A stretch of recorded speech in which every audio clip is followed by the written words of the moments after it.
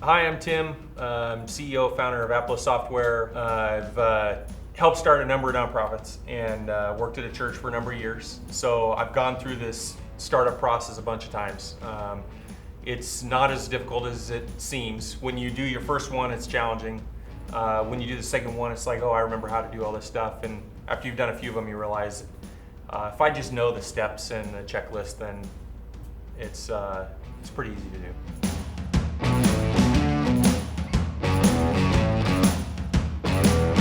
All right, so how to start a nonprofit? I think there's a lot of steps and there's a lot that you need to do, and you ought to do it in a certain order when you're starting a nonprofit. So I think the first place to start, as maybe silly as this sounds, is starting to think of a name. A lot of times you'll think of a name or want to start a nonprofit, and then that name is already registered, or there's no website that you can get with the name in it, that kind of thing. And so you can start to brainstorm the type of name that you want, and then do domain checks, see if the name is available. You want to submit an application that has the name filled out. If the name's taken, it gets spit back to you. So a lot of times you'll want to check to see if this name's available before you turn in your application. That way it's easy, you know it's going to go through. So you've got the name of the entity that you'd like to start. The first thing is to kind of bring that name or that thing, that nonprofit, into existence. So how you do that is with the Secretary of State. It's a state agency. There's one in every state. And you basically file what are called articles of incorporation with the Secretary of State. Essentially what you're doing is you're creating a corporation, and then you're going to make it nonprofit later, but you form a corporation. So these articles of incorporation, it's articles. It's a one-page for the most part. I think each state may have its own regulations on this, but it's a document. In the state of California, it's a one-page document, and it has very specific information that needs to be in the articles of incorporation. Things like your name and address, but there's some specific language you have to use. And so you can look up online and look for articles of incorporation templates, that kind of thing. And so you draft this thing, and this one-page document has the name, the address, and some other specifics in it. You go to the Secretary of State, and you turn it in. They look up, make sure the name's available. Assuming it is, you give them their filing fee, and then boom, it's a corporation. So now it exists. They give you a stamped copy of your articles of incorporation. You're going to need that later to do things like open a bank account. And they give you a state ID number, basically. Some cities won't have a Secretary of State office, and so you'd want to reach out. You either got to drive to an office that does exist, or you can reach out to these companies who have an office across the street from the Secretary of State, and that's what they do. You ask them to walk it across the street for you. So there's companies out there that do that. Once you have the corporation created, then you're really kind of on the track then to turning the corporation into a nonprofit entity. It exists at the state at this point. It's in the state's records. You have an ID number. It doesn't exist at the federal kind of land yet. So you need an employer identification number or an EIN number. And so you can do that on the internet. There's forms that you can fill out and mail in. There's also even an 800 number. You can call the IRS, dial through this thing, give them the information, and then you get your EIN number on the phone, and then they'll email it to you. So it's super easy to get your EIN. So at that point, the entity exists with the federal government as well. And the next step is to try and take this corporation and turn it into a tax-exempt corporation. This is called filing a tax-exempt application with the IRS, and the application is the Form 1023, which is available on the IRS website. This application basically walks you through getting tax-exempt status. The tax-exempt status a lot of times is interchangeable with 501c3 status. If you go to the IRS website or Google IRS Form 1023, you'll get a PDF document. If you scroll to the very bottom of that document, the last page of the document is a 1023 checklist. And that basically includes everything that you need to complete in order to send in your application to then try and get tax-exempt status for your corporation. Tax-exempt status basically means that your corporation doesn't have to pay taxes on its net income. It does not exempt you from sales tax, property tax, all of the other kinds of taxes. It is an exemption from income tax. If you get this 501c3 status, then it also means that the donations made to this entity are tax deductible. So that means the donor can write those donations off as a deduction on their personal taxes. Separate from that is, I got the income as a nonprofit and I didn't spend any money out of net income. I don't have to pay tax on that. So I'm tax exempt and they get a tax deduction. So that's kind of what that is. So when you have your corporation formed with the Secretary of State and you need to turn it into a nonprofit corporation, that basically what you do is you submit a 1023 with the IRS. That is the tax exempt application with the IRS. There's some steps you have to do before you submit it. So basically, when you formed the corporation with the Secretary of State, it was you, the individual, that signed the document saying this nonprofit ought to exist. Now, when I'm submitting a 1023 to the IRS, that's on behalf of the corporation or the entity. So you have to draw a link there between the two saying, yes, I'm a part of this thing and I deserve to be able to file and it's a thing. And so there's some steps that have to take place. One of the first steps that you do when you, after you form the corporation with the Secretary of State, is you draft what's called incorporator minutes. And that's where you'll basically draft minutes, board minutes, which just think of a Word document. The Word document outlines, this is what we talked about. So there's nothing special about minutes. It's just notes of a meeting. And so you'll draft incorporator minutes. These incorporator minutes are you as the incorporator. You incorporated this thing. You draft minutes and you say, I'm signing over basically ownership of this corporation to these people. And that's basically where you can outline the beginnings of a board. And you'll say, here are the people now in control. And so you basically hand over, I no longer can just sign on behalf of this thing as a person. Now I'm giving over control to the nonprofit itself and it has a board. So you want to make sure that you have the right people on your board. You want to make sure that you don't sign that over to somebody that you are not going to want in the long run, because you're giving control of this thing over. They now basically own it. As soon as you do that incorporator minutes and you sign that, now they have control. And then the thing you want to do immediately after that is have your first board meeting and your first board minutes. And so a lot of times this all happens at the same time. You basically draft your board minutes, you draft your incorporator minutes, you sit with your board and you all talk about it and you all sign all these documents. And so what it looks like on the board minutes is these guys now have control of this thing. And they assign who are the officers. They assign any other directors that they want to, or appoint any other directors that they want on the board with them. And they basically, in the first minutes, also adopt the bylaws. So bylaws are governing documents. Bylaws, think of a Word doc that's 10 pages long or longer or however long, and it basically outlines, this is how this entity is going to run. These are the rules by which we're going to run this entity. So there's 4 people on the board. 3 of them want to buy a building and 1 of them doesn't. Can you do it or not? So that's what the bylaws talk about. They say, this is what the president officer's role is, this is the vice president, this is the treasurer's role, and this is what they do and their responsibilities. And then here's how we're going to make decisions. These things require unanimous vote. These things require supermajority vote. These things require simple majority vote. These things don't require any vote. The executive director of the nonprofit can just make these decisions.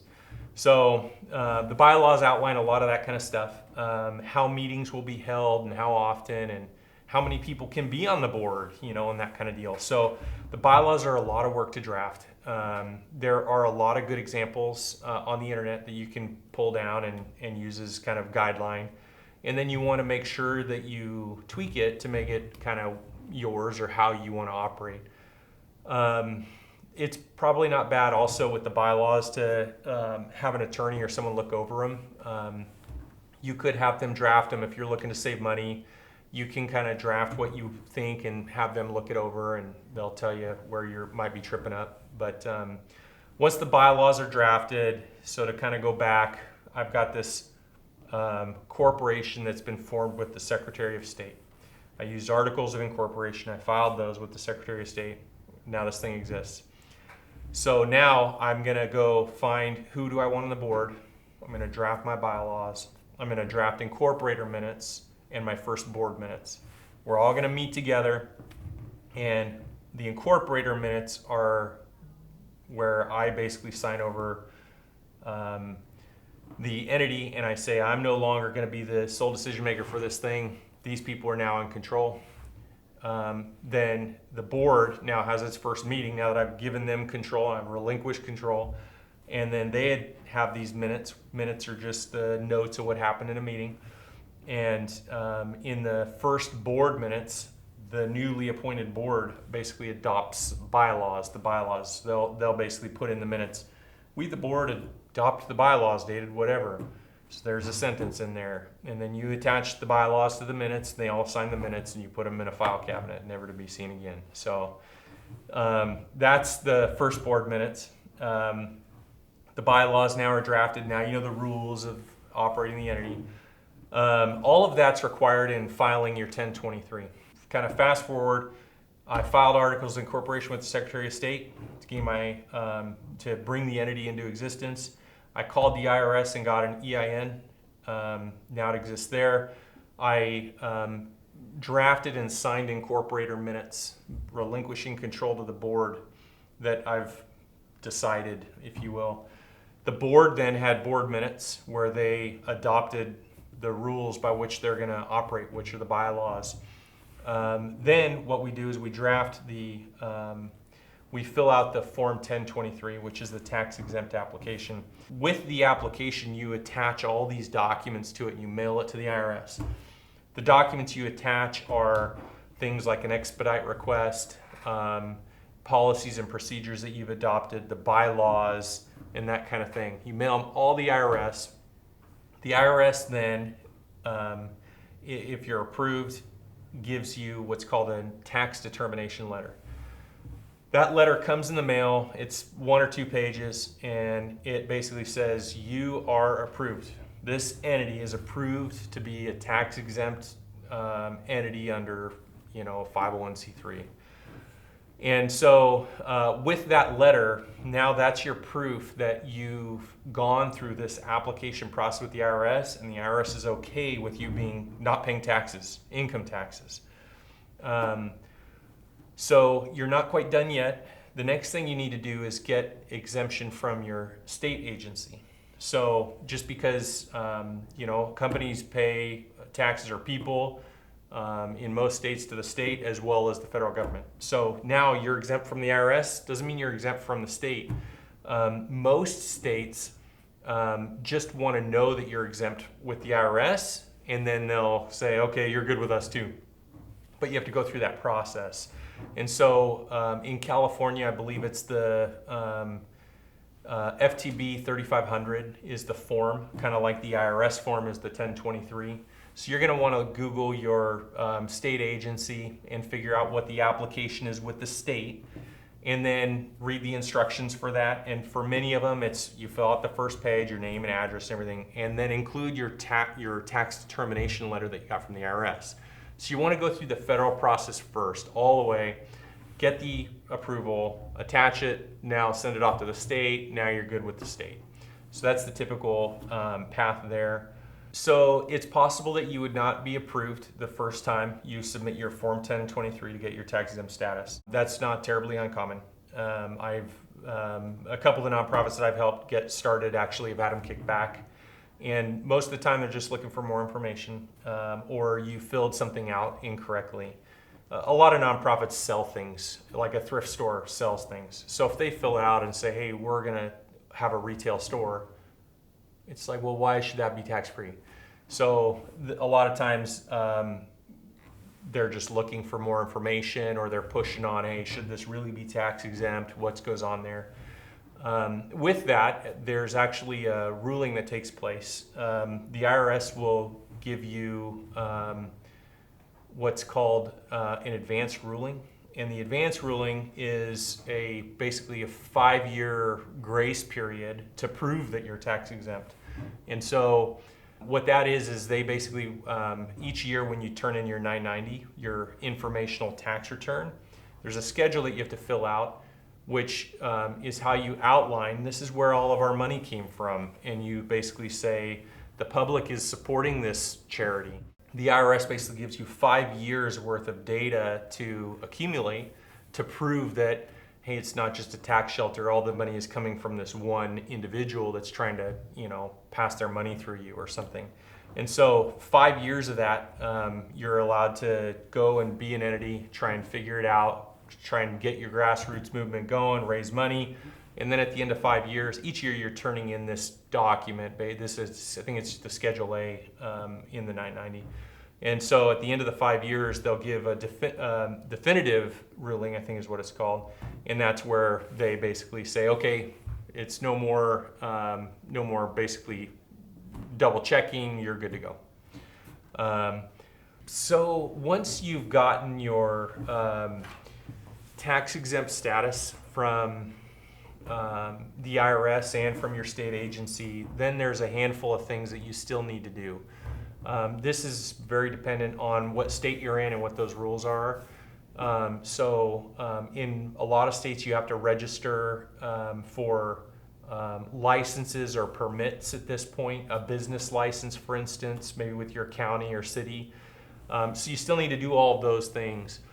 And in many states, you have to register with the Attorney General or an agency like that in order to be able to fundraise. So before you can start soliciting money, you need to register in order to do that.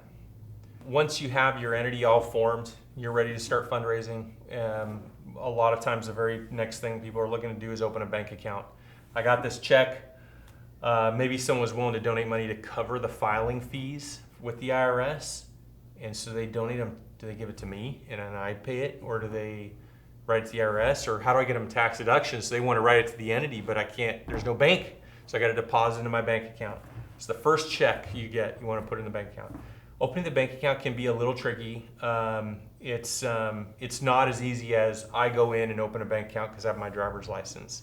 The gotcha is the bank needs to know that you, the person, are authorized on behalf of the entity to open a bank account. So are you the proper person to open a bank account? And so you go to Bank of America or one of these big banks, they're gonna have their person as the script of like, oh, they say they want to open a nonprofit account, this is what I am gonna need from them. And so the things they need a lot of times are the articles of incorporation, the bylaws, and then maybe even some minutes saying, hey, you're authorized to do it. Sometimes I've even seen it in the bylaws that this person is the one that will be opening the bank account for us. And so you just bring that in. All these people sign this thing. I'm able then to show that my ID, I am the person that's in these things that these people signed, saying that this is the nonprofit's name, I'm able to open the bank account. So you basically just have to draw the link between who you are and your connection to the entity, knowing that these people, the board, are now the signers on this thing. And so you need to just basically have all those ducks in order, have all those documents ready before you go into the bank, or call the bank and ask them for the hit list, and they'll give you the list of everything you need to bring in. Some other pitfalls that you may run into when you're first getting started that revolve around money are fundraising too soon.